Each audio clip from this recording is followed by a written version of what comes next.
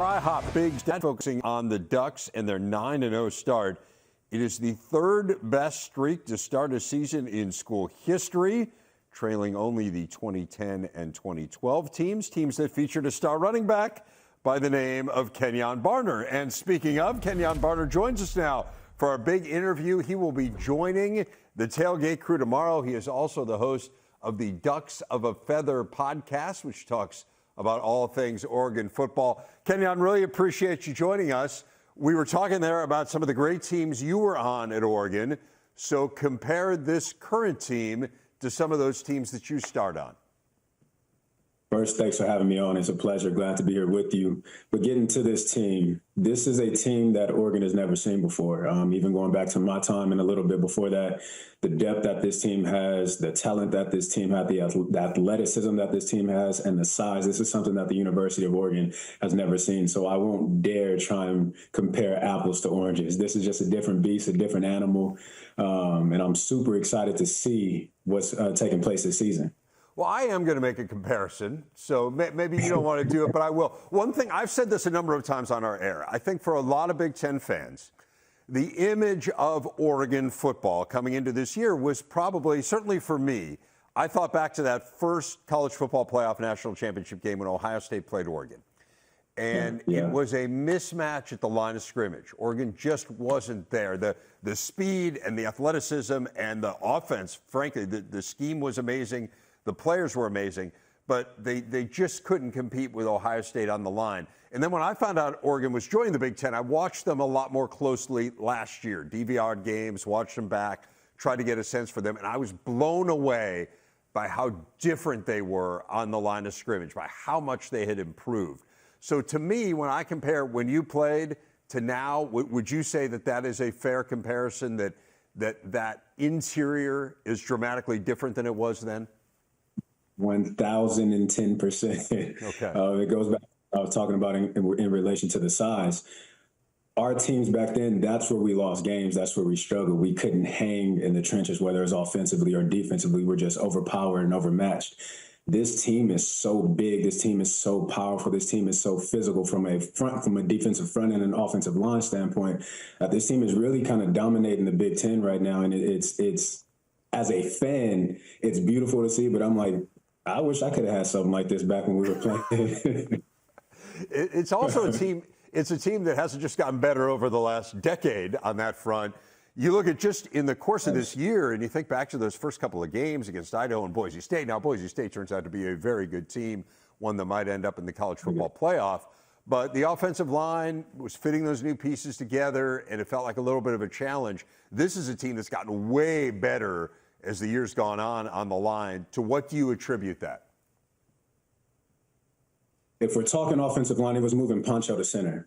As soon as that move was made, you've seen a completely different level of play from this offensive line. They're more together, and again, they're physical. They're dominating games. They're controlling the line of scrimmage. But I would accredit that strictly to that one. It's like a puzzle. If you're missing that one missing piece in the middle, the puzzle's good for nothing. But as soon as you find it and you put it together, it completes the puzzle. And that was Poncho. That's what he was. Once he moved to center, that completely changed the dynamic. It completely changed the identity of this offense. And now we're seeing this team continually trend in the right direction. Hey, bigger picture, Kenjon, what has made Dan Lanning the right fit for this program? Who he is as a man. I can't harp enough on that. Anytime I talk to Dan, I call him DTM. We're on a nickname basis now, okay? So it's DTM, Dan the man. But who he is as a man, when you have in your head, man, somebody, one who's a man of their word, someone who honors their word, someone who means exactly what they say and says what they mean, that makes a world of a difference. As a player, you just want somebody that you can trust. And as a fan base, you want somebody that you can trust, and Dan is exactly that. He loves these kids. He's for these kids, and he wants what's best for them. He doesn't lie to them. He gives them the truth, tells them exactly what it is. And I think that's what makes him the right man for this job, because this city of Eugene, this is a loving, this is a caring place. This is a honorable place, in my opinion. And one of the reasons why I chose to come here. And Dan epitomizes exactly what this community is, and this team is his identity. I am interested in what got you to Oregon. You're a Southern California kid. You grew up, I know, a big USC fan. Tell me about your first impressions of Oregon during recruitment. It was cold and rainy. That was the first. That was the first. I don't know why I committed here, to tell you the truth, because when I committed, again, it was about 40 degrees and a rainstorm, and then I heard the announcer say over the speakers, "It never rains in Austin Stadium." I'm kind of looking around like they must not see what I see. They must not feel what I feel. Outside of that, again, you expect the football team, football program to roll out the red carpet for you, to make you feel like a king, to make you feel like you're the only person that they desire. But for me, it was the community. It was getting around this community, walking around, everybody talking, hey, how you doing? But genuinely caring about how you're doing. It wasn't just conversation just to have conversation. It was people that wanted to know you, wanted to talk to you. And that was different for me. So it was the community that really got me committed to Oregon.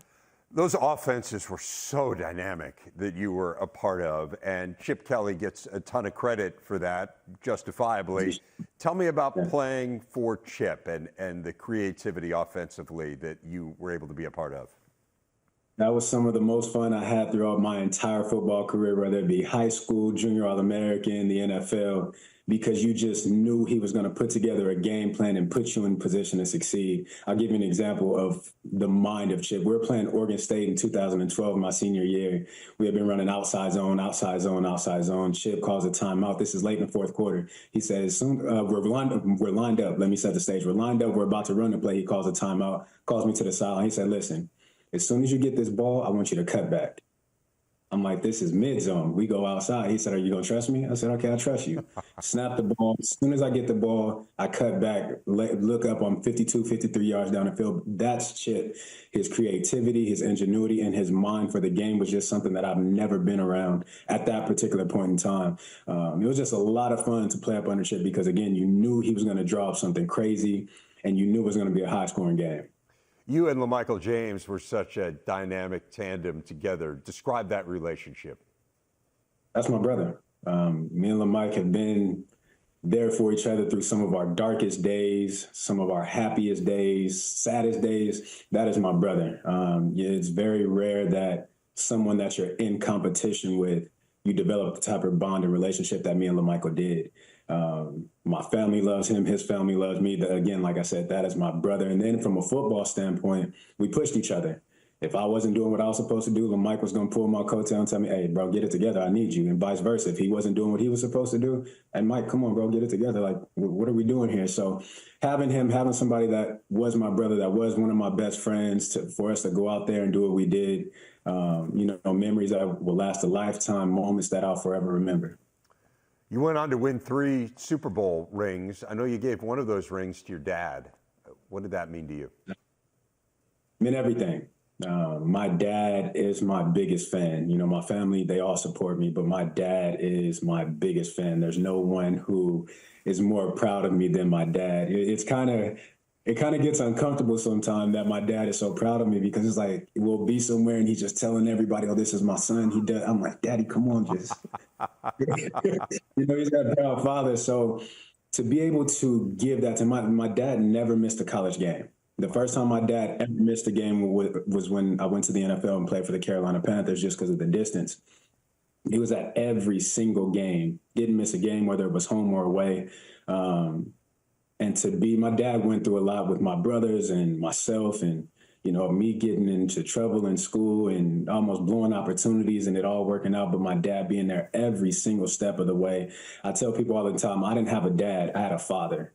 And to have a man like that in my life and be able to give him something like that is something that I'm forever grateful and thankful for, because it's not too often that, you can give your father a Super Bowl ring. And luckily I had 2 more. It's not the only one, right?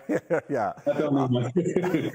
That would have been a tough call there. Hey, let me ask you, last thing, you're in the podcasting world now, as I mentioned, the Ducks of a Feather podcast. What made you decide to get in that world, and tell people a little bit about the pod? So Ducks of a Feather came about through Adam and a friend of mine who also played at Oregon, Garen Strong. Funny story, myself and Jonathan Stewart, I was on a podcast that he was doing, I want to say almost last year sometime. And at the end of that pod, we kind of got on the phone and we're talking. It's like, at some point in time, we're going to do something together. We don't know what it is or how it's going to come about, but we're going to do something. Fast forward A couple months later, we're getting a call to do this podcast, and it was a no-brainer for me. I love this university, I love this football team, and I love football, and so does Jay Stu. So for us to be able to come together, talk about all things Ducks, but also keep it real and authentic and be honest and truthful in our opinion. I couldn't ask for a better thing to be doing right now. It's a lot of fun. It's enjoyable, and I get to do it with one of my best friends. And so anytime you can work with a best friend and you show your personality and kind of bounce off of each other, it's a beautiful experience. Well, Kenjon, really fun to get a chance to talk to you. We're excited to have you on our airwaves, not just today, but tomorrow, as I mentioned, on Tailgate as well. Thanks for giving us a few minutes of your time. I appreciate you. Thank you.